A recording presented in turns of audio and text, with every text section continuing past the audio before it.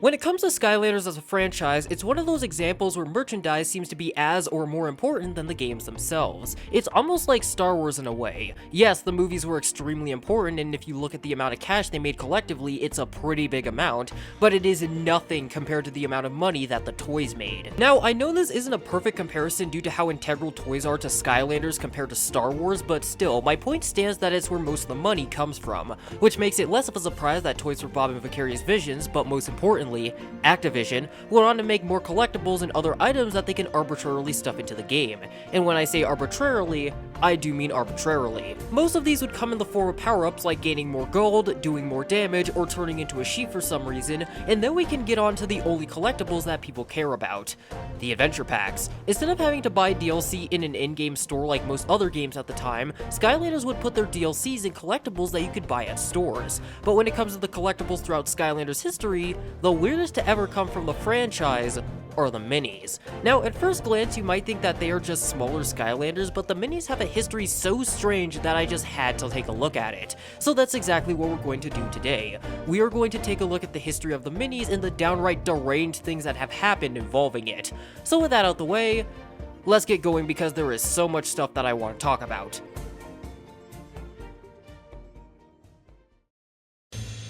Now, before we hop into the minis as a whole, let's talk about their history outside of Skylands itself and talk about them in our world, because they actually have a really interesting history that ties back to the first Skylanders game. Now, according to my research, before the minis were their own thing, they were actually a series of collectibles known as sidekicks, and the only way you could get these figures was through two methods: a Frito-Lay promotion where you had to buy one of those big variety packs, or a GameStop promotion where if you bought 8 Skylanders, you could get a mini for free. Small tangent here, but I generally believe that is one of the most insane buy X get Y deals that I have ever heard of in my life, because my brother in Christ, 8 Skylanders was a quarter of the entire roster at the time. And if we assume that each Skylander was $10 like the cores were for Trap Team at retail, you were literally spending like $80 for a tiny Skylander if you already had all of the elements prior. Just get the damn chips. The sidekicks that were being given out at the time were Whisper Elf, Terabyte, Gilrunt, and Trigger Snappy. And during Giants, they would have another Frito-Lay's promotion where you could get Barkley, Ice Mall, Thumpling, and Mini Genie. Now, at this point you might be wondering, well, what do these mini guys even do? And after scouring through the Reddit to try and find an answer, they apparently were just cosmetics. Yes, they can potentially block projectiles from what I understand, but they just give you a portal animation, just hang around the player. They were literally just worse magic items. And even though the minis worked in Swap Force, there weren't any sidekicks that came out with that game, which probably made many think that the sidekicks wouldn't come back, and they were completely right, as they had been completely reworked into something else. During Trap Team's marketing, it would be announced that the sidekicks were coming back in the form of the minis, the prior sidekicks being updated with new figures and being joined by 8 more: Hijinks, Bop, Breeze, Drobit, Petvac, Small Fry, who is the only mini that originates from a Swap Force character, Weeruptor, and finally, Spry. The minis would basically just be smaller versions of the other Skylanders they played as, and the minis as a whole would never show up again after Trap Team, being Shadow Realm like every other gimmick from that game. Another tangent here, but the more that I look at Trap Team, the more I dislike it compared to the other games just off the basis of how goddamn greedy the game actually was. It would be one thing if it was just the trap gimmick, but no, you have the Trap Masters, the Traptanium Gates, the minis, the endless number of goddamn villain traps and variants that you need to get for every element, the 4 expansion packs, the new elements that we gotta deal with, which just added on to the prior problems. I can't believe I'm saying this, but I think I found the Warframe of the Skylanders franchise. There's just so much crap going on that I feel like I have to buy a plane worth of stuff just to have fun. Like, can I play the game without feeling like I have to sell the rights to the gold mine that I don't have just to experience all of it? Please? Getting back on track, before we begin, I think that it's now the time we discuss the lore surrounding the characters, and one of the biggest misconceptions surrounding the minis. So with that out the way, let's get going. Now, before we begin, let's make one thing clear. They are not younger versions of their bigger counterparts. Or at least they're not supposed to be. In fact, it's even crazier than you think, and it requires us to go all the way back to SSA. But not our SSA, their SSA.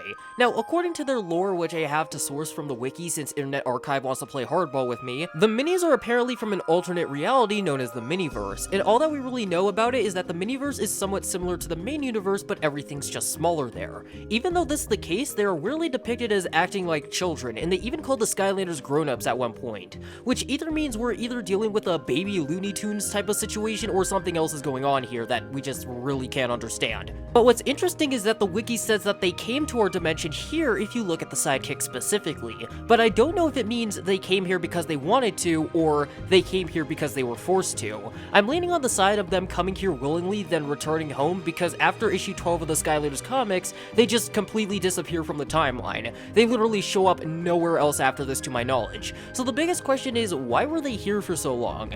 Thanks to this little line right here, we know that the minis have been around since SSA, or at least a few of them, and then the others joined later, but that just raised the question of why. This makes me think that the minis accidentally got stuck here, the giant minis were sent to find them before they too got stuck, everyone else showed up and they all got stuck, and then sometime before Superchargers they got home, or they just never returned to the academy and went dark for some reason. But this is nothing but pure speculation on my end. They would basically join alongside their bigger counterparts before the Skylanders decided it was about time to teach them how to fight on their own, and with that we can finally get into the comics, which is surprisingly streamlined for what it is, as they are involved in a good chunk of it, so let's break it all down.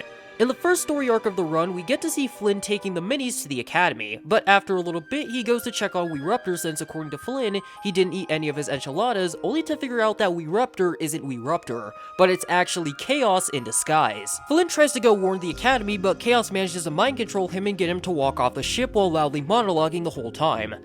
Like, dog, there's like 16 other people on the ship, you might want to tone it down. As you could probably guess, the minis have no clue how to fly a ship, and since the other tutor also jumped off the ship to save Flynn, they were literally careening uncontrollably towards the academy. On the dread yacht. They're cooked. As you could probably guess, the minis have no clue how to fly a ship, and since the other tutor also jumped off the ship to save Flynn, they were literally careening uncontrollably towards the academy. On the dread yacht. They're cooked. Or at least that's what I would have said if Tess and Callie didn't spot them, which allowed Tessa to take action by quickly hopping onto the ship and crashing it for them, but at least everybody on board was completely fine, everyone being none the wiser to Chaos's infiltration.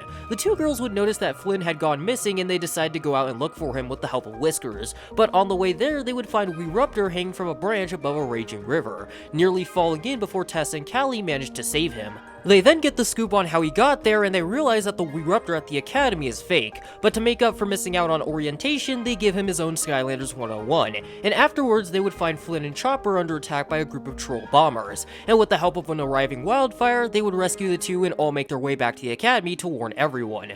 We would then get a tidbit of Barkley trying to find the bathroom and meeting Night Shift, Bouncer, and Trigger Happy, but then we would actually get to witness the other minis being guided through the academy before being introduced to Eon, and then being taken to the training room where Chaos decided to strike in the most god-awful attempt he had yet. He would summon his minions and switch out of his disguise, but his minions would be defeated almost immediately and he would be chased off of campus grounds by Food Fight, only being able to get away because Tess and Callie's group arrived at the academy as he was running for his life, managing to get into the parked auto gyro before fleeing with his tail between his legs.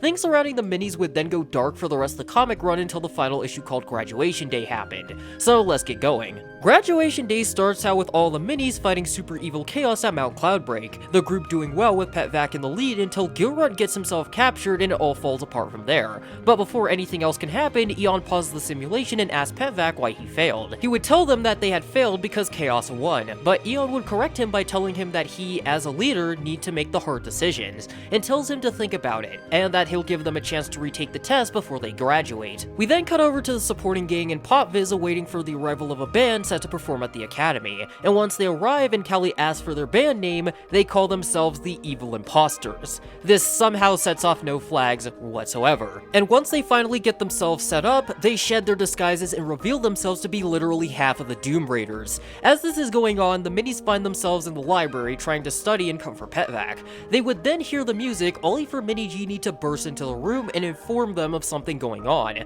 The minis rushing to the window only to see the academy in utter chaos. The Skylanders and others in the courtyard frozen frozen in place as statues while the present Doom Raiders terrorize whoever's left. The minis knew they had to do something, so Pet Vac would come up with a plan. They would bait both Wolfgang and Dr. Crankcase into the academy and defeat them by having the two crash into each other. And while that happened, Pet Vac would head outside to confront the Golden Queen and Gulper alone, managing to take a golden egg from the Golden Queen before backup arrived. The Gulper would then use some water from a nearby fountain to grow to a large size and capture all the minis, except for Pet Vac. Golden Queen would then demand that Pet Vac give her golden egg back, and if he didn't, the minis would be squished. And much to their objection, Pet Vac would come out of hiding and agree to give her the egg back by throwing it at her. He would use this opportunity to use his jet gun to snatch the Golden Queen's staff from her, using it to turn the Gulper into gold before freeing the minis and turning the Golden Queen's weapon onto her, demanding that she surrenders, which she does.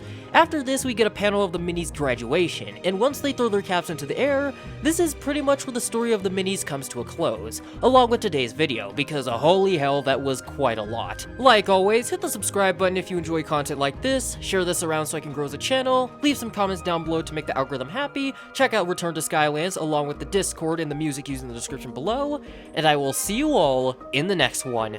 I want to go make some fries.